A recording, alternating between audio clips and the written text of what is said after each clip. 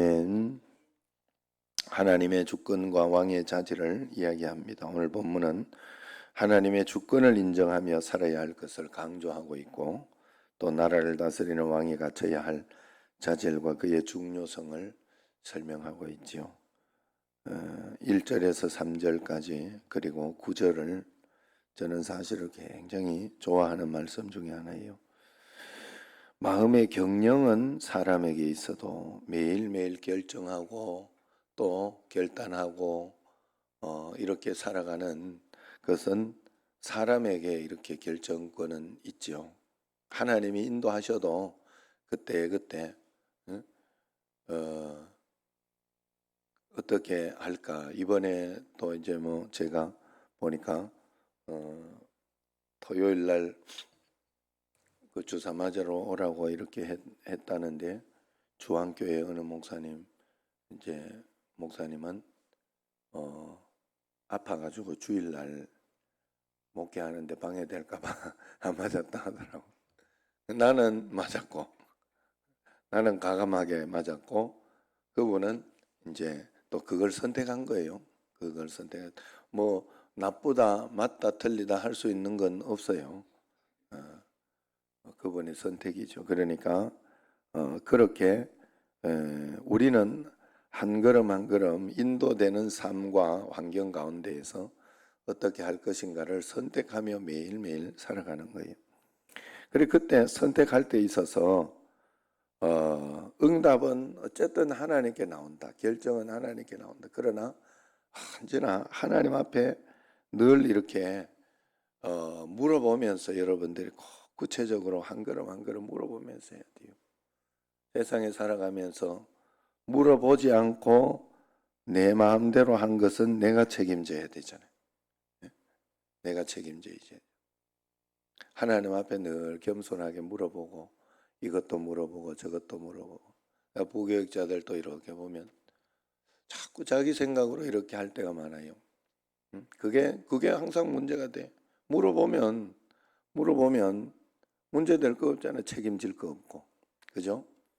우리가 하나님 앞에서도 마찬가지. 물어봐가지고 이제 우리가 훈련해야 되는 것 가운데 하나가 뭔가 하면, 하나님의 음성을 잘 판단하고 듣지는 못하지. 이제 육신 가운데 있으니까 처음부터 어떻게 잘 듣겠어요. 그러나 점점 잘 듣게 되죠. 하나님의 음성을 점점 잘 듣게 돼요. 처음에는 아마 20%였다가 그 다음에는 30%, 이제 한 50%만 하나님의 음성을 잘 분별해도 여러분들이 굉장히 확신 있게 잘 듣는 겁니다. 하나님의 음성을.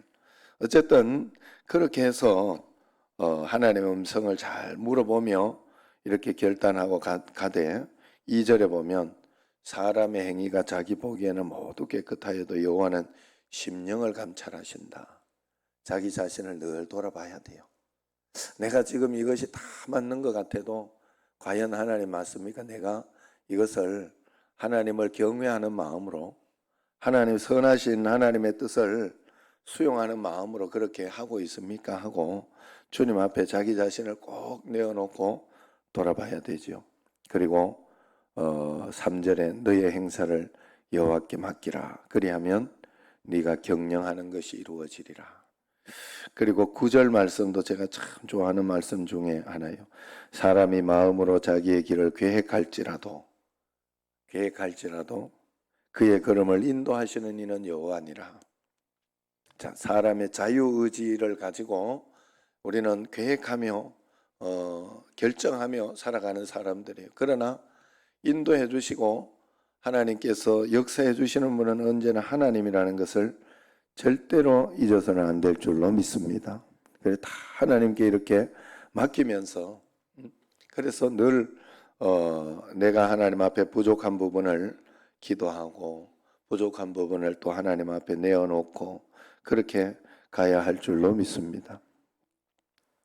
그래서 하나님의 결정을 겸손히 수용하는 겸손한 태도, 내가 계획할지라도 걸음을 인도하시는 분은 하나님이시다. 그리고 모든 것을 맡기고 하나님 앞에 나아가면 얼마나 인생이 편해요.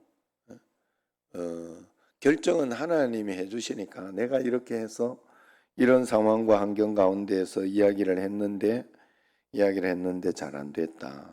응? 자녀에게도 이런저런 그러지 마라 이야기하고 했는데 잘 안 됐다. 이러면 뭐 하나님께 맡겨야지 뭐. 그리고 그런데도 또 그 걱정이 되면 이제 계속 기도해야죠 뭐. 정직하게 기도하는 게 중요해요, 여러분. 사실은 내가 마음은 그렇다고 하면서 기도 안 할 때가 많아요. 그냥 내버려 둘 때가 많아요. 응? 마음은 자녀들 아니면은 또 남편 다 교회 나오기를 원한다. 예수 믿어야 된다. 이렇게 하지만은 사실은 알고 보면 나의 동기가 그래도 이것만 벌면 된다. 뭐 이런 마음이 있을 때가 있어요. 이 중심을 잘 돌아봐야 돼요. 우리가 하나님 앞에서 내가 전심으로 그 마음을 가지고 기도하고 있는지, 하나님 앞에 그런 마음으로 예배하고 있는지 봐야 됩니다. 4절 5절을 보면 하나님은 악을 통제하시고 분명히 징벌하신다고 이야기해요.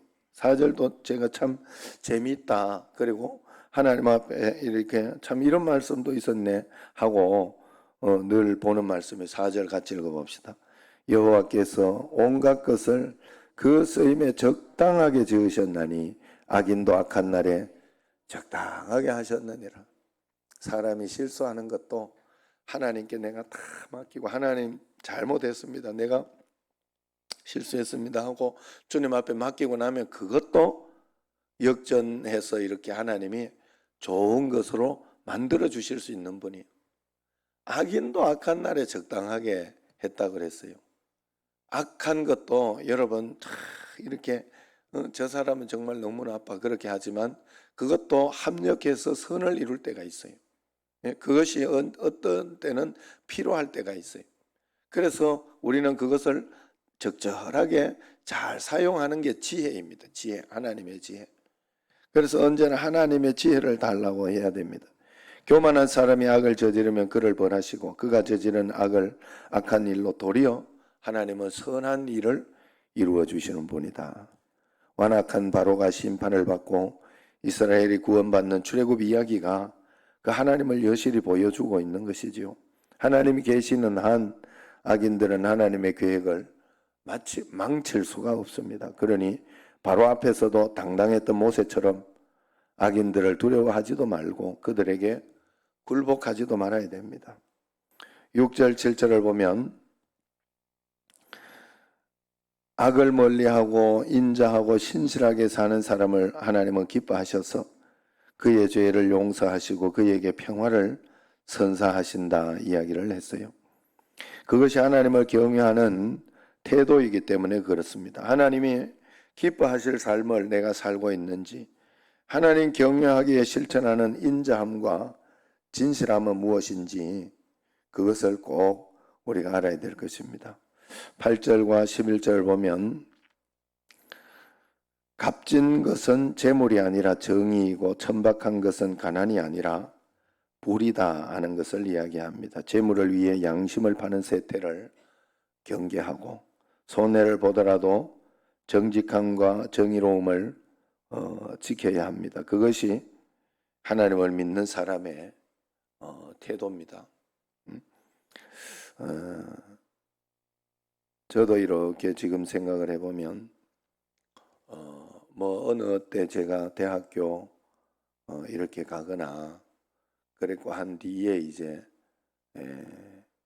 신대원 하거나 이럴 때에야 마음이 바뀌었지만은 내가 이렇게 가만 생각해보면 고등학교 때 뭐 이럴 때에는 뭐 이렇게 컨닝을 하고 막 이런 것을 쉽게 했다 하는 생각이 듭니다. 그런데 그때 뭐 컨닝 해가지고 몇 점 더 올리고 이렇게 했는 게 내 인생에 크게 도움도 되지도 않는데 그때는 또 그렇게 또 해야 되는 줄 알고 했던 것 같아요. 여기도 적어놓고 저기도 숨겨놓고 막 그래가지고 그나마 컨닝도 공부한 사람이 하긴 하죠. 그런데 지금 생각해 보면 만약에 나는 내 자녀들을 이렇게 가르치면 그럴 때 그저 당당하게 모르면 백지 낼 수 있는 그런 용기도 필요하다 하지 않는가 하는 그런 생각을 합니다. 그래서 그런지 뭐 우리 애들은 그렇게 막 이렇게 공부에 그렇게 스트레스를 가지지는 않은 것 같아요. 요즘 애들은 부모들이 그렇게 공부에 스트레스를 주지는 않지 않는가 하는 생각이 들기는 해요. 어쨌든 정말로 하나님 앞에 불의하게 해서 재물을 모으는 것보다 차라리 그렇게 안 해서 오히려 가난한 것이 낫다라는 그런 당당함이 있어야 그게 믿음으로 주님 앞에 나아간다는 하나님을 믿는 사람의 태도라는 것을 꼭 알아야 될 것입니다. 10절, 12절, 13절 지도자는 공정한 재판을 보장하고 공의와 정직을 사랑하며 악을 미워해야 한다 합니다. 우리나라의 정치인, 고위공직자들은 어떤 사람들인지, 나는 어떤 사람이 나라를 이끌어가기를 바라고 있는지, 공의를 세우려는 사람보다 잘 먹고 잘 살게 해주겠다는 사람을 지지하지는 않는지 하나님 앞에서 이렇게 여러분들이 잘 보면서 어쨌든 하나님 앞에서 이렇게 정치나 이런 것을 할 때에는 나의 이 한 표를 가지고 그들이 바르게 정치할 수 있도록 바르게 나라의 일을 할 수 있도록 그렇게 하는 것이기 때문에 그걸 가지고 이제 민심이라고 그렇게 하죠. 그러나 우리가 육신적으로 보여주는 어떤 그런 것에 판단하면 안 되겠다. 하나님 말씀에 근거해서 누가 하나님의 뜻을 잘 행하고 잘 따라가는 사람인가 하는 것을 잘 살펴봐야 됩니다. 마지막 14절 15절을 보면 국가는 정당한 법 집행을 통해서 악을 억제하고 선을 권장해야 합니다. 그래서 국가 권력은 악을 저지르는 사람에게 두려움이 되고 선한 사람에게는 안도와 생명이 되어야 됩니다. 악한 사람을 비호하면서 선한 사람을 지켜주지 못하면 그 국가는 지속되기가 어렵지요. 그래서 사법부, 입법부, 행정부를 통해 우리 가정의 정의가 구현되도록 그렇게 늘 국가를 위해서 여러분들이 꼭 기도해야 됩니다. 바르게 하나님 앞에서. 그리고 우리나라가 여러분 절대로 자유민주주의에 기초한 나라라는 것을 절대로 잊어서는 안 돼요. 우리나라는 자유민주주의라는 말은 예배의 자유가 있고 그리고 이렇게 정말로 하나님 앞에서 믿음을 위해서 북에서 내려온 사람들이 많다는 것을 꼭 알아야 돼요. 하나님 공산주의가 싫어서 내려온 사람들이라는 것을 꼭 알아야 된다 이 말이에요. 그래서 그것을 가지고 하나님 앞에서 그 마음으로 그 기본은 지켜가면서 그 기본을 지키면서 이렇게 저것도 하고 이렇게 데모도 하고 뭐 그렇게 하는 거예요. 그러니 그 기본 뭐 데모를 하고 이렇게 하다가 보면 그 기본 틀까지 깨트리면서 이렇게 가려고 하는 사람들이 많다 하는 겁니다. 자, 오늘 말씀에 이제 결론을 한번 이렇게 살펴보면 저는 매일매일 하나님 앞에 말씀을 여러분 잘 살펴보면 여호와를 경외하는 자에게는 하나님이 복을 주신다 하는 말씀을 늘 하고 있습니다. 우리가 여호와를 늘 경외해야 되겠다. 하나님을 경외하는 마음을 가지고 살아야 되겠다 하고 이렇게 해야 되는데 제가 여호와를 경외하는 것이 무엇일까? 뭐 경외하는 마음은 여러분들이 잘 가지고 있죠. 늘 오늘도 여호와를 경외하는 마음으로 여기 왔고 늘 또 하나님 앞에 경외하는 마음을 가지고 다른 사람과 이렇게 이야기하고 대화하고 또 이렇게 살아갈 것입니다. 그러나 시편 34편 11절에서 19절까지를 보면 여호와를 경외하는 법에 대해서 나와요. 오늘 여기에서 6절에도 보면 여호와를 경외함으로 말미암아 악에서 떠나게 되느니라. 여호와를 경외함으로 말미암아 복을 받게 되느니라. 이런 말씀들이 굉장히 많이 나옵니다.